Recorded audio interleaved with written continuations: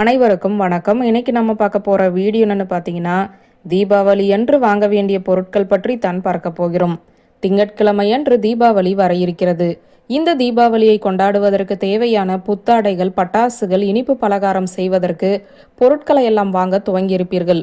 மற்ற பண்டிகை நாட்களில் குழந்தைகளுக்கு, பெண்களுக்கு, வீட்டில் இருக்கும் மற்றவர்களுக்கு ஒரு சந்தோஷம் இருக்கிறதோ இல்லையோ, இந்த தீபாவளி வரப்போகிறது என்றால் எங்கிருந்துதான் சந்தோஷம் வருமோ என்று தெரியாது. சந்தோஷத்தை நிறைவாக அள்ளித்தரக்கூடிய பண்டிகைகளில் முதலிடத்தை பிடிப்பது இந்த தீபாவளி தான். காரணம், புத்தாடை, இனிப்பு மட்டுமல்ல, பட்டாசும் சேருவது சிறு பிள்ளைகளுக்கு மிகப்பெரிய சந்தோஷத்தை கொடுக்கும். வாழ்க்கையினுடைய முக்கிய நோக்கம் என்ன? சந்தோஷமாக இருப்பது, சிரித்து கொண்டே இருப்பது. அப்படி நமக்கு சந்தோஷத்தையும் சிரிப்பையும் கொடுக்கக்கூடிய இந்த தீபாவளி பண்டிகை என்று நம்முடைய பண கஷ்டம் தீர நாம் வாங்க வேண்டிய ஒரு சில பொருட்களின் பட்டியலை தான் இப்போது பார்க்க போகிறோம். தீபாவளி என்றதுமே நம்முடைய நினைவிற்கு வருவது மகாலட்சுமி. செல்வ வளம் அதிகரிக்க வேண்டும் என்றுதான் நாம் ஒவ்வொரு பண்டிகையும் கொண்டாடுகிறோம். அந்த வகையில் குபேர பூஜை, லட்சுமி குபேர பூஜை எல்லாம் இந்த தீபாவளி பண்டிகை என்றுதான் கொண்டாடப்படுகிறது.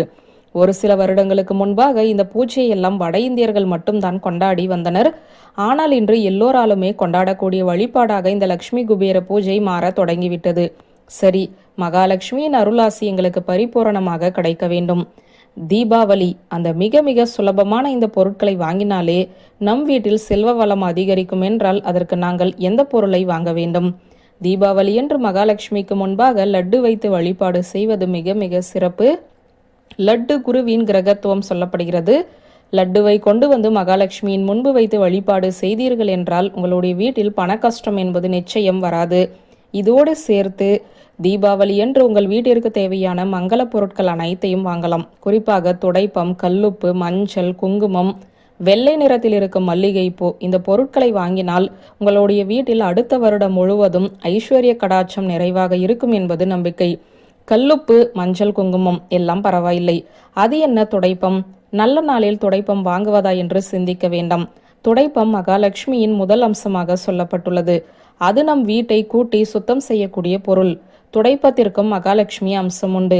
தீபாவளி என்று இந்த வருடம் புது துடைப்பம் வாங்கி வந்து உங்களுடைய வீட்டை கூட்டி அந்த துடைப்பத்தை எடுத்து வைத்து பாருங்கள்.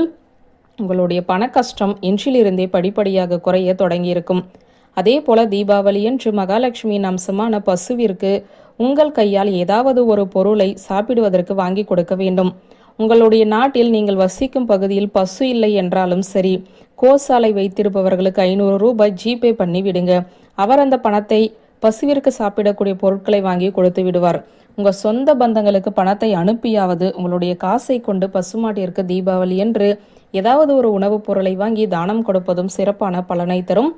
இந்த தீபாவளிக்கு இப்போது சொன்ன சின்ன சின்ன டிப்ஸை ஃபாலோ பண்ணிங்கன்னா உங்களுடைய நிதி நிலைமை உயர செய்யும் என்ற தகவலை சொல்லி இந்த வீடியோவை நிறைவு செய்கிறேன். நன்றி, வணக்கம்.